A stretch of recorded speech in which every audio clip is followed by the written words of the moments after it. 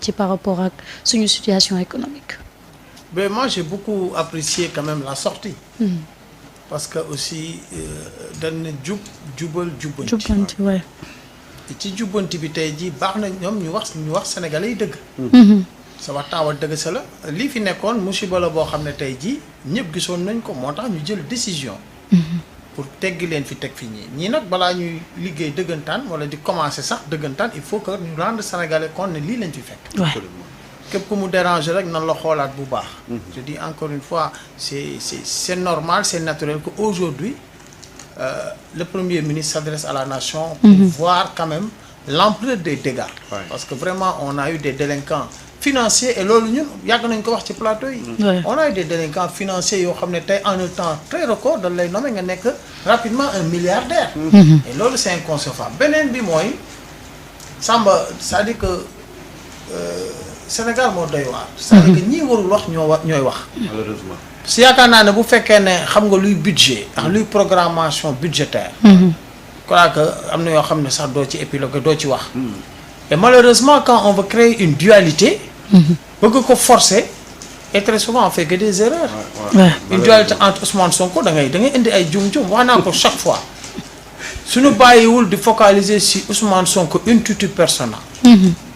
xeex ak moom parce que Ousmane Sonko bëgguñu ko. erreur rek la ñuy def. booy bëggee jàkkaarloo Ousmane Sonko da ngay jàkkaarloo moom ci ay idées ci technicité. mais boo ko jàkkaarloo rek ci nit ki da nga ko mere wala nit ki bëggoo ko cette haine viscérale bi muy wax. tu tombes sur des erreurs. et malheureusement ils sont attaqués à un homme boo xam ne pour mu wax ak nit sax problème la un homme extraordinaire Cheikh Diba qu'on connaît très bien. parce qu'il est des Parcelles Assainies. et tey lan ci wax yëpp yaakaar naa ils n'ont rien compris et rien maîtrisé en réalité de ce qui se passe au ministère des Finances avec cette programmation budgétaire. Parce que on te dit conformément au décret 2019-120 du 16 janvier sur la programmation, la préparation budgétaire, le rôle du directeur de la programmation budgétaire est purement technique. Et consiste exclusivement à coordonner la programmation de la loi de finances votée par l'Assemblée nationale avec la contribution des différents services du gouvernement. xam nga loolu bu fekkee ne xam nga ko wax yoo xam ne doo ko wax. parce que moom liggéeyam c'est technique te ku xam budget wala nga xam ni ñuy consolider ay budget pour def benn budget général loolu moo xew tey jii ministère bu nekk da ngay def sa budget soo defee sa budget moom day consolider sa budget yi en respectant la nomenclature budgétaire. C'est ce qui se passe. Donc moom information yi muy utiliser ça provient des ministères après ñu def consolidation respecter li nga xam ne mooy nomenclature budgétaire pour sortir le budget du pays. Par conséquent, toute confusion entre la programmation d'une année donnée et l'exécution budgétaire qui intervient l'année suivante après le vote de l'Assemblée est infondée. C'est pas Diba moom mooy li ki exécuté c'est le ministre. C'est l'ordonnancier des dépenses. Donc il y a tellement d'amalgame ils n'ont rien li ñuy wax sax xamuñu ci dara. Ils n'ont pas eu le temps xool analyser dem xool et cetera li ñu gis rek mooy que Ousmane Sonko wax na rek dama war a wax ci saa si. ça a surpris plus d'un. Mais audit bi ñuy wax li tax ñuy wax loolu. L'audit a été réalisé sous la supervision du ministre. Diba. Et mené par l'inspection générale des finances, IGF, qui est un service au sein de son ministère. Le rapport d'audit a fait l'objet d'une validation par le ministre des Finances, Cheikh Diba, qui l'a officiellement envoyé à la Cour des comptes. Waa nga yaakaar Cheikh Diba su si amoon ay jafe-jafe wala mu am ci ragal dina ko demander valider ko ba pare envoyer ko Cour des comptes.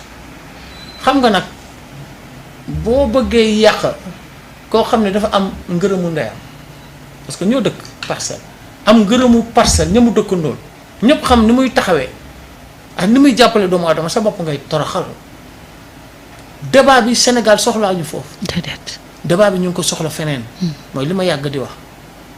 il faut pas que ces néo-politicards ces jeunes politicards là nga xam ne wax naa ko léegi ñoo doon toog di xeex.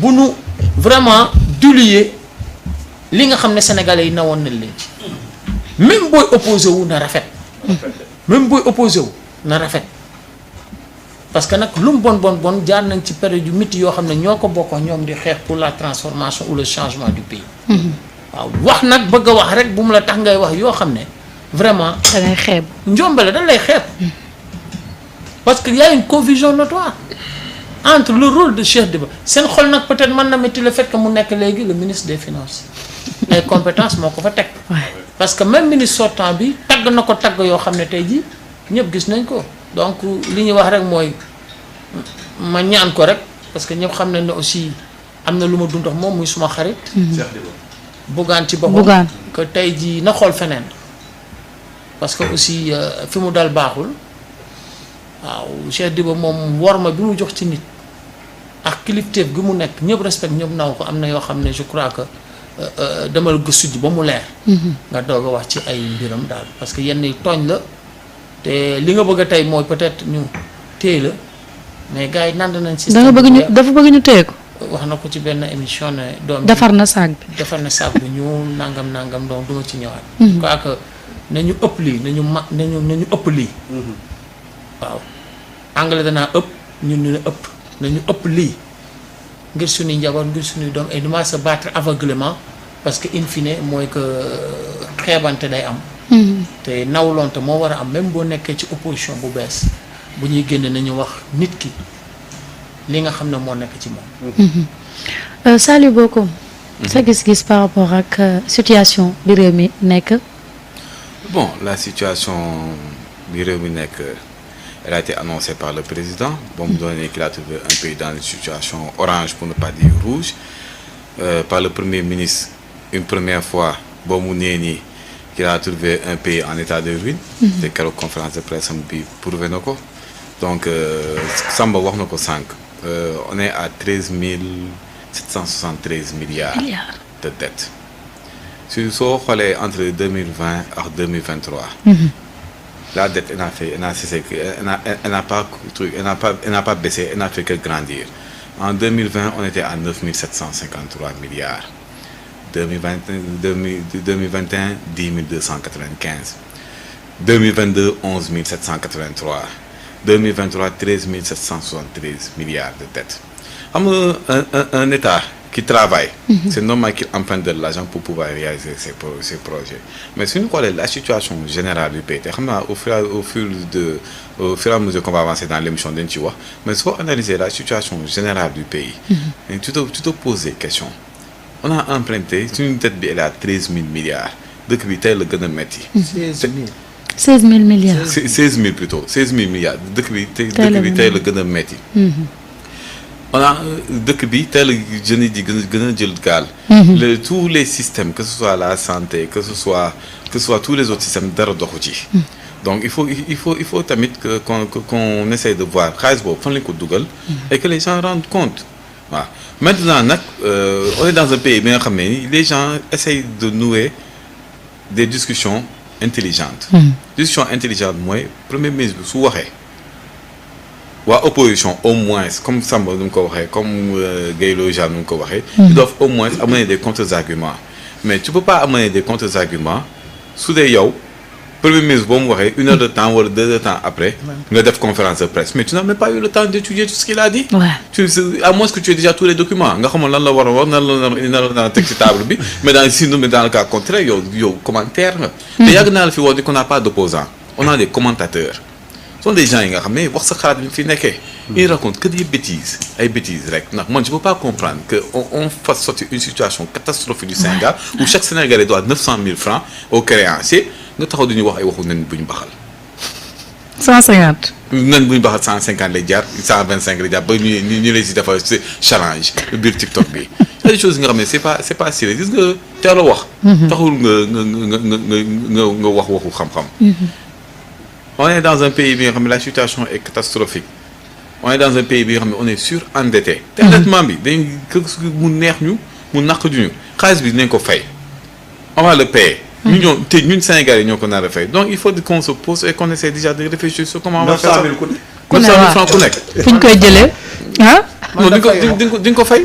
di nga ko fay volontairement. wala volontairement waaw quel que soit alpha la di nga ko fay. je répète toujours sur la population bi mooy fay. Donc il faut déjà commencer à orienter les débats. Oui. La solution. Mais ñoom ils sont même pas dans la solution ils sont dans le déni et la négation.